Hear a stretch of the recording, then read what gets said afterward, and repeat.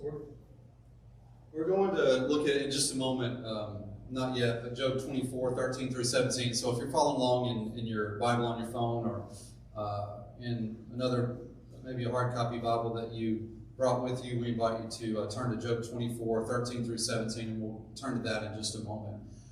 Before we do, I want to just kind of remind you about the book of Job.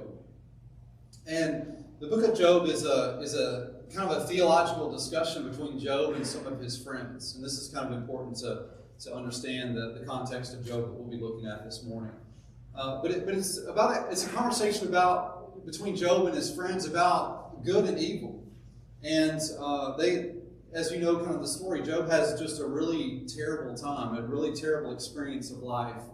And his friends kind of want to encourage him to more or less throw God under the bus and be angry at God. And Job kind of never wavers in his faith. And he never wavers in his pursuit and his relentless devotion to God. But in Job chapter 24, this conversation that begins one of Job's monologues, meaning it's kind of a long part or section where Job kind of shares his thoughts and is talking to his friends. And Job, at the beginning of chapter 24, asks this question: why doesn't the Almighty establish times for punishment? In other words, Job's trying to make sense of the kind of this question that we ourselves, I think, ask. And I think if we're honest, we've all asked this question: why do good things happen to bad people? We ask the flip side sometimes: why do bad things happen to good people? But the flip side that Job asks is: why do good things happen to bad people? And he asks in this way: why doesn't the Almighty establish times for punishment? That's the question that Job's trying to answer in this section of Job chapter 24. And he goes on to characterize the notable sins and behaviors or the notable misdeeds that he sees around him. That's the section that we're going to be looking at today. And Job characterizes the behavior of these notable, what we would call, or if we categorize people, these sinful behaviors. Now, caution against that. But Job argues that God should punish these kinds of people, or these people who do these certain misdeeds. And Job goes on to say, and to name them. He calls these persons murderers, adulterers, and the like. And I don't know what the like would include for you. But my guess is that the like would include all kinds of things. Anyone who might get away with doing something evil. And so whatever the like is, this is kind of the section that Job is addressing. And Job says that murderers, adulterers, and the like, whoever the like are all kind of grouped together. And he says they're characterized by their nocturnal preferences.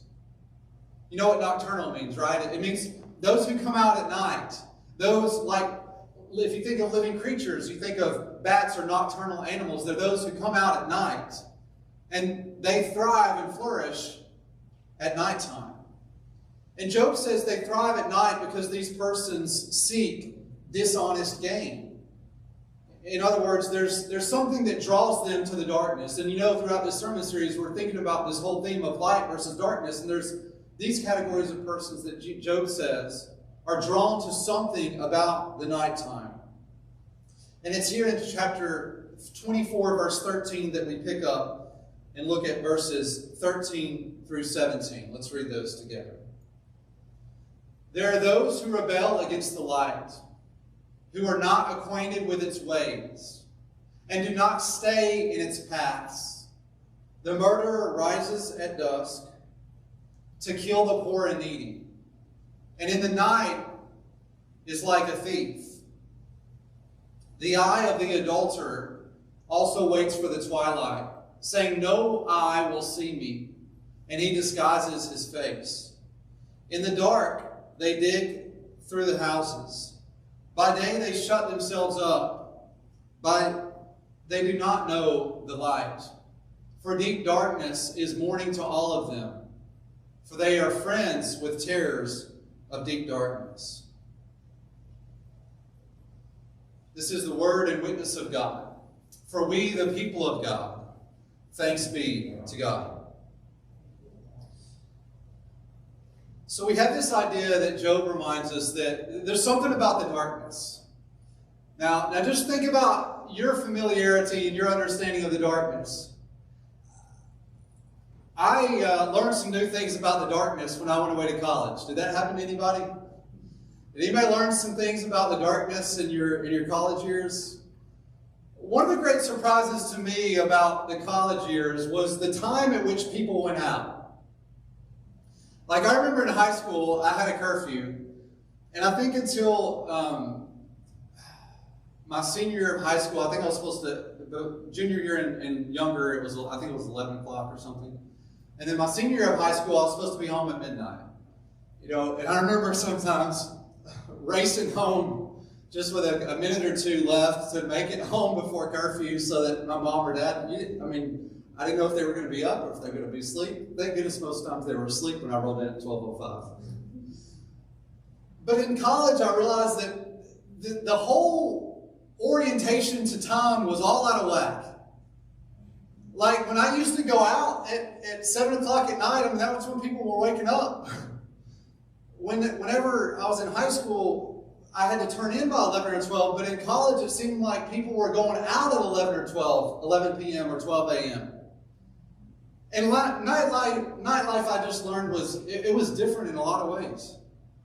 If I ever witnessed or heard about criminal activity happening in Knoxville, Tennessee during my time spent in college, it was at nighttime most likely.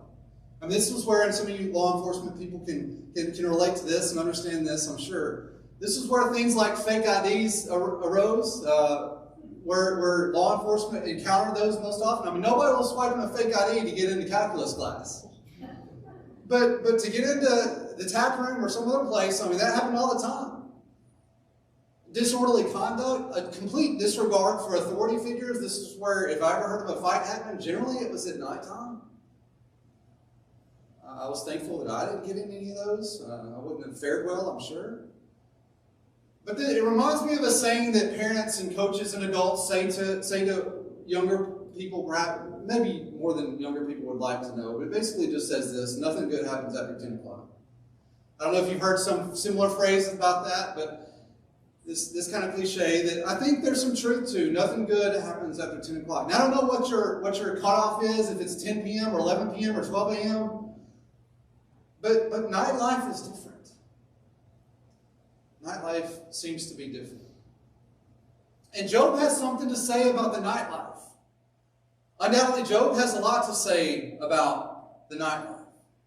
In Job chapter 24, he says the risks increase. There's greater risks at nighttime because mischief and trouble seems to live and thrive in the darkness. And we heard Job call out the thieves, the murderers, cheaters, adulterers, whoever you want to include there. And I'm not so sure. Understand first and foremost, the point is not to include categories of people in today's sermon. That's not what the goal is. But what these people that Job specifies all have in common is this one feature, that they all live for the nighttime. They all live for the nightlife. PM is AM to them. They're third shift workers, you might say, because their honest wage comes at nighttime. And I'm not talking about third shift workers at the factory. We're talking about people who thrive and look forward to misdeeds and perhaps even evil during the nighttime. But here's the thing. I remind you that we live in this fallen world that I don't know, the more we progress seems to more and more kind of lose our moral grounding. I don't know if that's something that you notice or that you sense, but that's just kind of my perception and concern, that we as a society forget what used to ground us, maybe. And maybe that happens to us individually, collectively, and together as a society, I'm not sure.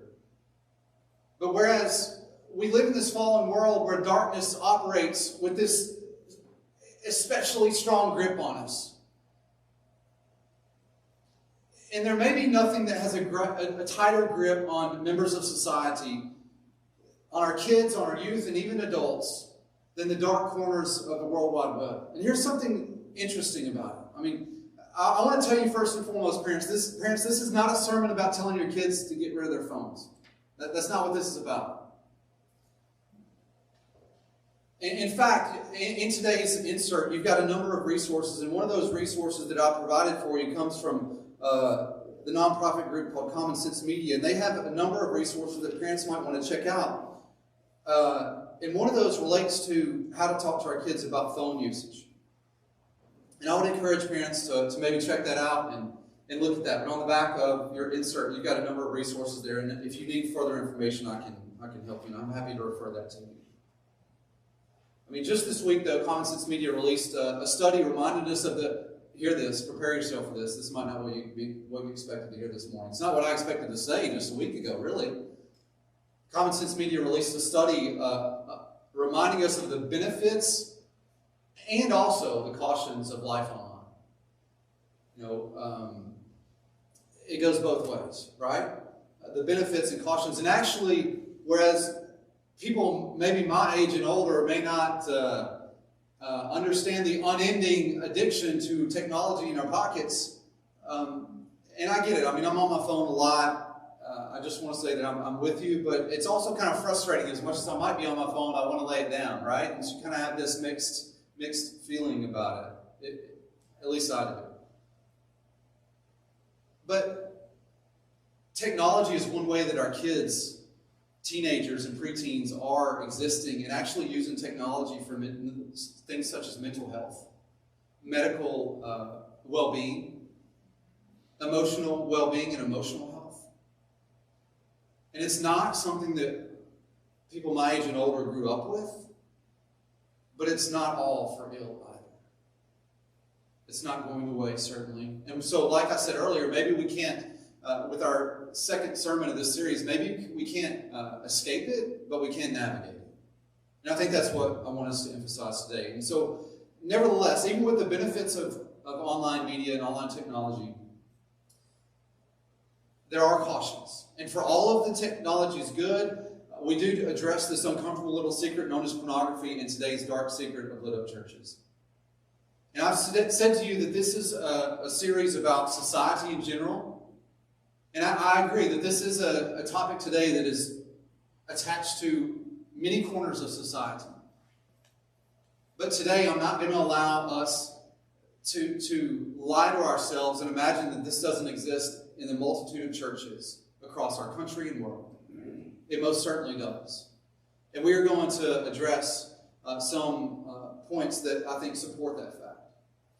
In fact, if you look at, and I just remind you of a couple of anecdotal examples that may remind us of this. The recent news is not really encouraging in this area related to pornography. I'll just be honest, as I've been throughout this whole series. I reiterate my honesty. The New York Daily Times online headline, and there are many of these, if you want to Google search this, you may, but from just, we're 11 days after this headline was released, from March 10th, 2021. And I'm not naming these articles to point fingers. I'm just encouraging us to be honest and remind us that these things exist and they are problems. The headline article reads accordingly: Lutheran treasurer embezzled $150,000. Now brace yourself. For pornography addiction. Let me just say that again. Lutheran treasurer embezzled $150,000 for pornography addiction, cops said. I remind you, 6 years ago, there was this, I had not heard of this website at the time, but there was a website that was devoted to, or aimed at helping people connect. Okay? Many of them married. And the website hack exposed many secret affairs that happened in the lives of families. And it just so happened that a man who was a husband, father, pastor, and professor at a theological seminary in New Orleans, and was the lead pastor at a church in Mississippi, committed suicide following his own disclosure. In other words, the hack revealed all these people who had these kind of sordid relationships. And he was exposed, and as a leader of a church, took his own life. Can you imagine? And so those are a couple anecdotal examples. So let's look at a few statistics, if we may. And many of these are in your bulletin. If you want more, we can get those to you. But there are some Of all the internet websites that are available, I don't remember the exact statistics, but as it used to be in the millions, we're now into I think like 2.5 billion websites that are available and people can navigate to. Of those 2.5 billion websites, some 4.2 million, or about 12% of internet websites, are devoted to pornographic material. That's 4.2 million websites. 56% of divorces, hear this, married couples, 56% of divorces involve one spouse's continued use of internet pornography. And a recent Gallup poll showed that about 1 in 3 Americans believe pornography to be morally acceptable, and that number is going up all the time. I mentioned earlier about my concern for us losing our moral grounding. I think that statistic aligns with that concern. Depending on the study that you look at, friends, and on the low end to the high end, various studies indicate that pornography use in the United States is estimated to be between, this is alarming, 36 to 75% in men and 16 to 40% of women. See, ladies, this is not just something that men struggle with. More and more, this is something that we see our young ladies and female adults struggling with as well. And now, before the age of 13 years old, our teenagers are probably exposed to some type of pornographic material about 50%. So about 1 in 2 preteens have been exposed to pornographic material in some way before the age of 13. That number has gone up 3 times over the last decade.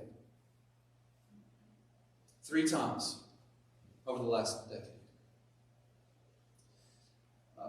Now, just for a frame of reference, you who are in law enforcement know this better than I do.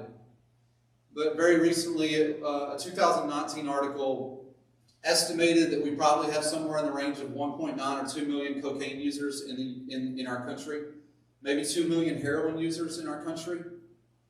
Just compare that to the number of potential pornography users, regular users of online pornography is estimated to be around 40 million people. 40 million. In a country with about 330 million people, I'll allow you to do the math. And so let's just talk about the nightlife for a minute, all right? Those are the statistics. It's not very encouraging. It's hopefully revealing that, yes, this is a problem or an issue. I won't call it a problem so much as an issue that the church, I think, needs to support people through and walk them through. Because whether we like it or not, if we're going to be honest, I think this is a problem or an issue that we need to support people and minister to people related to their struggles. And so let's just talk about the nightlife and consider the progression. Young man, young lady, adult, whenever I was a kid, there was only one place that you might seek out these kind of illicit materials. It may have happened in a friend's dad's stash somewhere under a mattress or in a basement. I don't know. I've watched a number of sermons related to this type of material, and that seemed to be the case with a lot of people my age and older. In other words, that mature content that was once accessible only at somebody's house is now accessible in our pockets. And even with monitoring devices, and yeah, parents, get a good monitoring device. Make sure that you got filters set. Make sure that you can, Common Sense Media would be a great place to start. And there are a lot of ways to make sure that our kids are being safe online. But even with those monitoring devices, I mean, this is something that I've been educated on the hard way. Things such as burner phones, loopholes in proxy sites, and screen time apps leave reasons for parents to still be concerned. Maybe not worried, but just concerned. In general, as technology advances, so does the broad access to this mature content. Let's think about the progression. Visual pornography began with magazines. You may have had to be a certain age to buy those magazines. Maybe it shifted then to late night rentals that a parent or an adult had to subscribe to as part of their television programming packages. And eventually that kind of seemed to filter, I don't know about you, but it seemed to kind of filter into late night TV shows that are available on cable that you didn't necessarily subscribe to beyond your regular movie package, beyond your regular cable package. And eventually that would lead to movie rentals and late night TV. And eventually we had this thing introduced to us in the homes of all of us called the internet. It had been around a long time. And it was just painful when it began. Whenever you Whenever you wanted to access the World Wide Web in the early days of dial-up, I mean, you would hit that thing, connect, hit the telephone, and you would hear that awful noise. It's horrible, right? You remember those days. Dial-up internet. Kids, it's a lot quieter than it used to be, surfing the internet. But I mean, if you were going to surf the internet at 1 o'clock at night, and you were the only one up in your house, you were going to wake the parents up if you were going to be surfing at 1 a.m. Because they were going to hear that thing connect. It was loud and obnoxious. Maybe that was a good filter for parents. I don't know. I might need to go back to something like that. But eventually that dial-up internet got that slow, terrible, no good, slow as Christmas or molasses dial-up internet got faster. And it got faster and faster to the point where eventually we can now stream worship to people in their homes. It's available to the masses.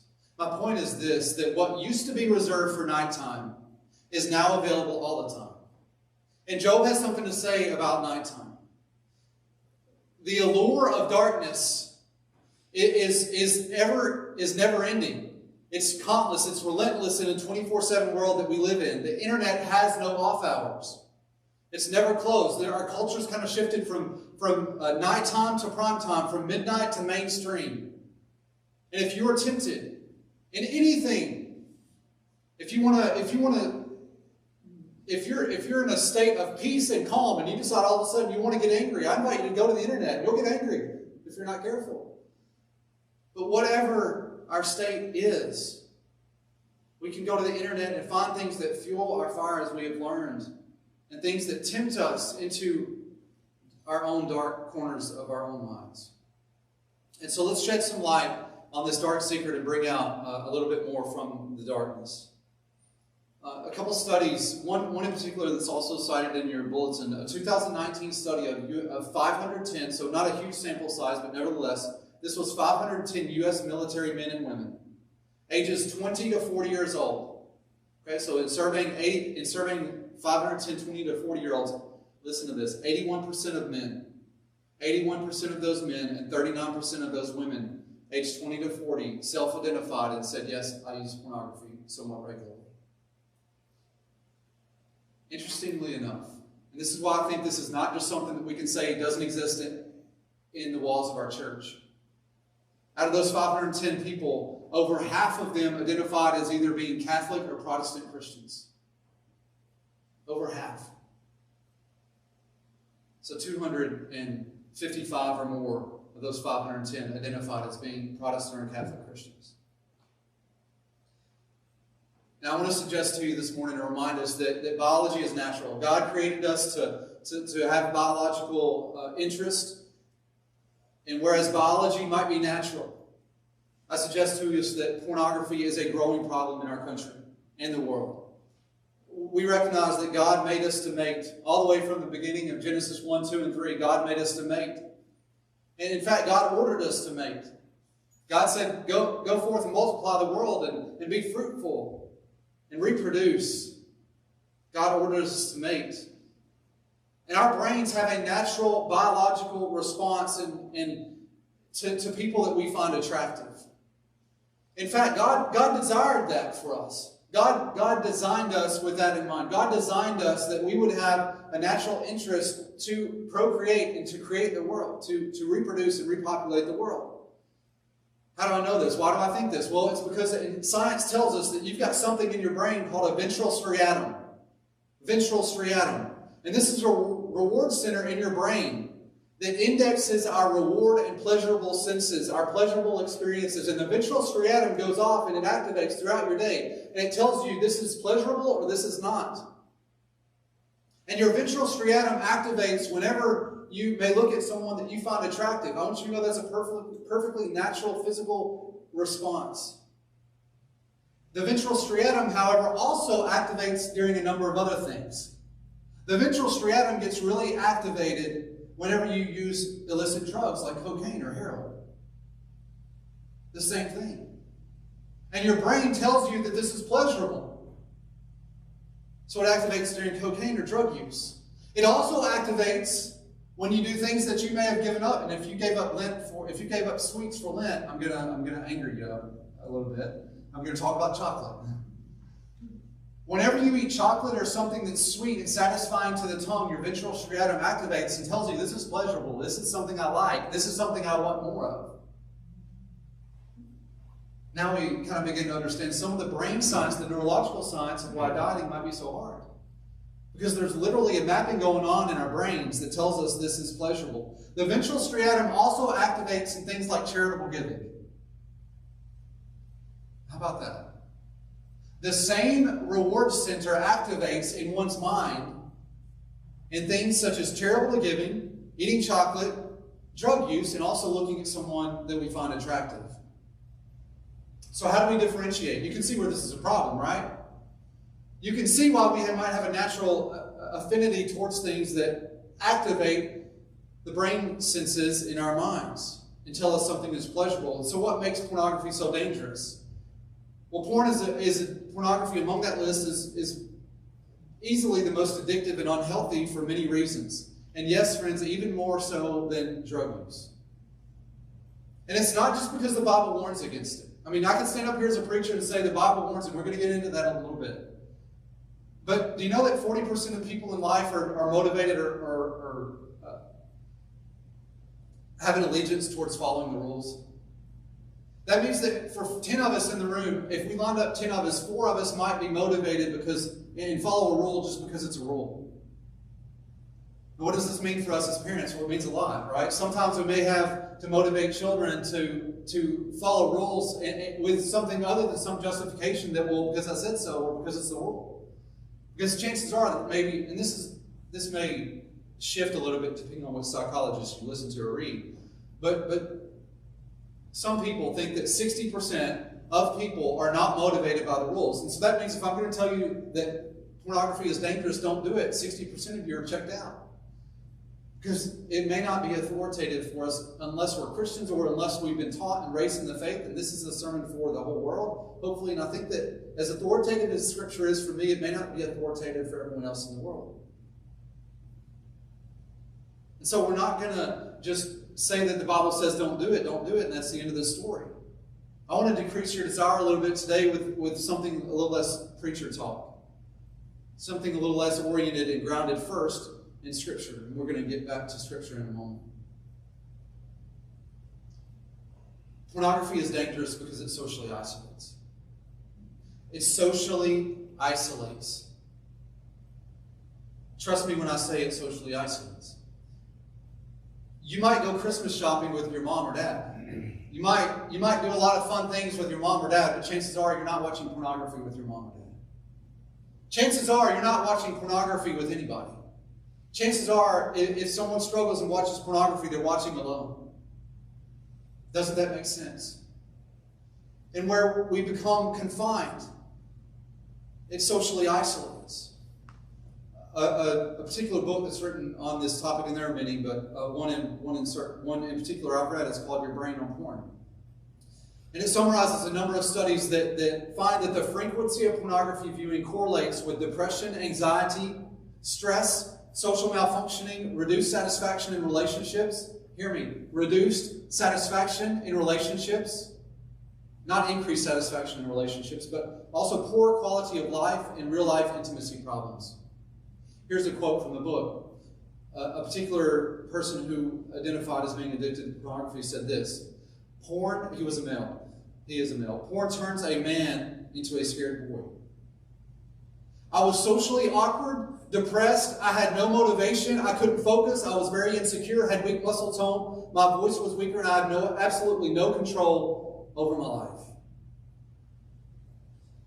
You see, the brain is wired to say, I want more of that, whatever that is. One quote from the book also says this. When I transitioned from magazines, we talked about that, to the murky world of internet pornography, my brain had found something it wanted more and more of. I was out of control in less than 6 months.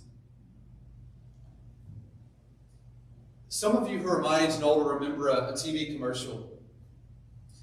It was maybe during the 80s, I think late 80s, where I think that maybe the political administration at the time wanted to have this war on drugs. We wanted to eradicate drugs from the country.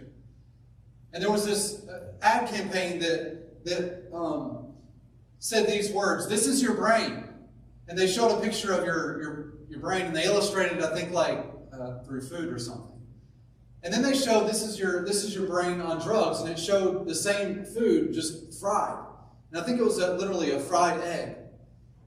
And that war on drugs and that commercial ad campaign was designed to discourage people from using illicit drugs. But friends, the literal truth is that the same case could be made for a brain that is frequently viewing pornography as the same as drugs. It literally rewires and fries our brain if we allow it to. And that's because it releases, just like drugs, it releases a pleasure chemical called dopamine. Evidence suggests that, and they're kind of still trying to weigh this out, trying to figure out what's the cause and what's the effect. But for those who are addicted to pornography, it seems to have a reduced presence of gray matter in the brain, and that is the matter that's responsible for making decisions and having motivation. That comes from the Journal of American Medical Association of Psychiatry. And here's the thing that makes dangerous, I would say, pornography so much more dangerous than drugs. It's because of the novelty that is available of those 4.2 million websites devoted to internet pornography. I mean, if you're gonna be addicted to a drug, you've probably got a few suppliers. Maybe, I don't know how this works. I've ministered in this area. I've learned some things, but I have a lot more to learn in that area. But I can say that it seems to me that there's like kind of a couple supply chains in the East Coast. It may be the Mexican cartel. In the West Coast, west of the Mississippi, it may be the Colombian cartels. And all those drugs get funneled into the United States, or many of them, from these couple sources. But folks, there are 4.2 million websites devoted to pornography in our country that can funnel anything at any time to any of our children or any of us. You can see why this is such a problem. And thirdly, if, again, we're making arguments not rooted in Scripture at this moment. I mentioned to you about the boy that seemed like he was no longer, his muscle tone got weaker. He felt like a scared boy. Whereas once he'd been kind of confident, he lost all self-confidence. This third area, I think, is just interesting to me. If you think about the rise in potential internet pornography use, and think about the pharmaceutical industry. You remember 10 or 20 years ago, we used to joke about new drugs that had come on the scene, and it was really uncomfortable to talk about, but eventually, like now it's like there's at least one pharmaceutical drug advertisement in the nightly news every single night of the week. And chances are, sometimes, it's one related to this issue of physical limitations related to sexual activity. And I think it's interesting that pharmaceutical companies, and they're doing a lot of good work with our vaccine. I mean, wonderful work in our world right now. But I never heard a pharmaceutical company or ad talk about what we're talking about here today. It was just the encouragement, talk to your doctor about this problem that you don't want to talk to about with anyone else. Now, I wonder if the pharmaceutical company would be eager for the public to potentially make a connection between physical limitations and something that a lot of researchers have spilled much ink on, for something called porn-induced ED. Just think about the possibilities. And if you don't, and let me illustrate what I'm talking about. In a 2019 TV series, Lisa Ling, in her series This Is Life, talked about Sean. And this is what Sean said. Sean identified as being a pornography-addicted person. And he says that he wishes his sex ed class in 5th grade, y'all, 5th grade. He wishes his sex ed class in 5th grade had presented porn as an addiction that caused sexual dysfunction. Because he was learning that later in life, he seemed to associate that issue that he was having with something that he wished his 5th grade curriculum had taught him. And it's ironic to me that a 5th grade ED class, and I understand the reasons for it, and I think I do, but in a 5th grade sex ED class, goes silent about this issue of ED. And I don't want us to be the people that cast stones. I just want us to reveal and be honest about the problem that's facing us. Or maybe facing somebody in your family. Because here's the deal. I've never heard a sermon on this before I went researching about this topic. I never sat in a Methodist congregation and heard my pastor growing up talk about this topic. But whenever I encountered pornography as a young man for the first time in my life, I wish that I had resources. I wish that I had somebody to go to. And I found myself alone. And maybe that makes you uncomfortable, but you know me by now. I'm probably honest to the point that it gets me in trouble. But you know what? I was dishonest for a while. And that got me in more trouble than being honest probably we are here today. So I don't want to cast stones. But I want to point out the fact that churches seem to be curiously quiet about a problem that affects some 80 million people in this world, in our country. We used to wear bracelets on our hands that say, what would WWJD, and reminded us of this question, what would Jesus do? And I asked that very question for us today. What would Jesus do about this topic? Would Jesus go silent? Would Jesus ignore it? Or would Jesus confront it and name it? I think I have scriptural evidence to believe that Jesus would confront it and name it. In fact, I don't think there's any guesswork needed about this topic. Because we can go to the very place where Jesus named not so much the symptom, and I would call the symptom of pornography, the pornography as the symptom, but the problem is rooted in something before pornography becomes a problem. And it's what Jesus would call us. Let's look at Matthew chapter 5, verse 27. In Matthew chapter 5, verse 27, and if you think, and I recognize that there are people who are uncomfortable with this topic. Look, this is probably the hardest sermon I've ever preached. I'm uncomfortable with this topic. Very.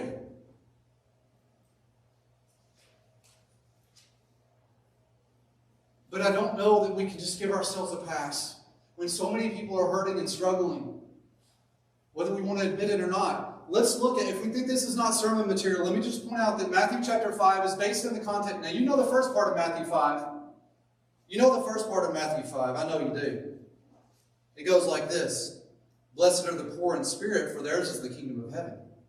Blessed are those who mourn, for they will be comforted. You know the first part of Matthew 5. It's the Beatitudes. This is the Sermon on the Mount. Friends, this is the most famous sermon ever preached on the face of the planet. It comes from Matthew 5, the Sermon on the Mount. And in that most famous sermon, Jesus addresses this very problem, the problem of lust. Jesus addressed it.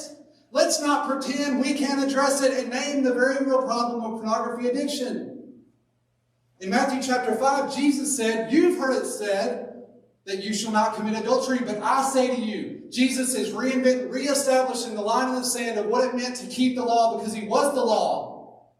And he proclaimed, he came as the law, as the incarnate God, and said, everyone who looks at a woman in her heart, with lust in his heart has already committed adultery. How many adulterers do we have in the house today? I'll raise my hand. Hopefully that gives you the freedom to meet God where you're at. And Jesus named this problem. Beside the Sea of Galilee, on the mountain, you can go there. You can see where he preached and said this to the crowds. The light warned against this darkness that we are dealing with in the 21st century in 2021. Anyone who looks at a woman with lust in his heart has already committed adultery. It was a very male-dominated society, and ladies, I don't know that this gives you a complete free escape card. I think there's a message behind Jesus' statement and something that anchors us, or should anchor us, whether we are male or female in this sentiment. And Jesus was essentially saying that before eyes of a man would follow a woman, whether it be on a screen or wherever, it first begins in one's heart. You know, one thing that I've noticed since we paved the parking lot, and this may frustrate Scott, who's in charge of the grounds around the church, but there's Bermuda grass in my yard. There's all kinds of grass, and Scott does a great job of taking care of our lawn.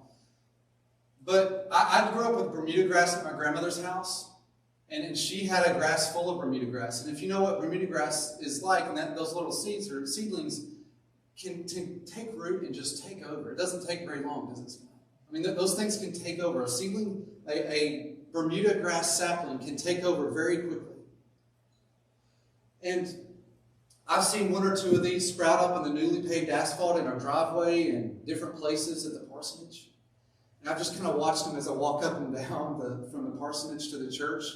And every day I kind of notice how much quicker they can spread. In a matter of days, those little saplings can take root and take over, even in asphalt. I'm like, how is something growing in the asphalt? And in a similar way, I think that's how addictions, whether it be to drugs or anything else, can take root. It grows so quickly out of control. Bermuda grass is like a seed of lust in someone's heart. And that seed of lust can get planted in one's heart, but it soon grows out of control in one's mind. I think that's what Jesus was saying here. That it begins with something, a spiritual issue. And we're addressing it because Jesus did. And related to this, my prayerful approach to this sermon, I just want to say that one of the things I considered in this whole sermon series, I would be fine to not talk about one of these issues if I could also be sure that none of our parishioners would ever have to deal with any of these issues the rest of their lives, past, present, or future. From gossip to theories to today pornography addiction to alcoholism last week. But you know what? These are real life issues that probably somebody here is dealing with today. Or if not today, you're probably going to be aware of somebody in your family, a friend or otherwise, to help you. And realize that this is a ministry that is something we may encounter. And I want you to know that this means that you're not alone. This is not a sermon to shame others. It may be a sermon that causes us instead to reevaluate how to open our hearts and minds. That's what we claim as the United Methodist Church. Sometimes I wonder how open to things we are, even though we go by such a slogan. For this real issue was not off limits to Jesus. And there are resources in the bulletin that I will refer to, and based on Matthew 5, I can just imagine that Job and Jesus would get along really well. And so where we began with Job today, that's where we're going to end as well. I'm going to invite the band to come up and read a couple lines from Job 24, or Job 31. Let's fast forward to Job 31, and I'll offer it to you on the screen as well. Job 31, when he rounded out his discourse on this kind of understanding of good versus evil, Job said this: I've made a covenant with my eyes. See, young man, young lady, old man, old woman, it wasn't a covenant with his eyes. It wasn't a covenant with his tablet or with his mom or his dad or his teacher. It wasn't a covenant with his phone or a computer. It was a covenant with his eyes. Not his internet filter or cloud key, but I made a covenant with my eyes. And he would go on in that same chapter to say, how then could I look at a young woman? Meaning with lust in his heart. How? In the age of the internet, it'd probably be pretty easy. But to address the issue doesn't begin with the internet and the computer. It begins far earlier.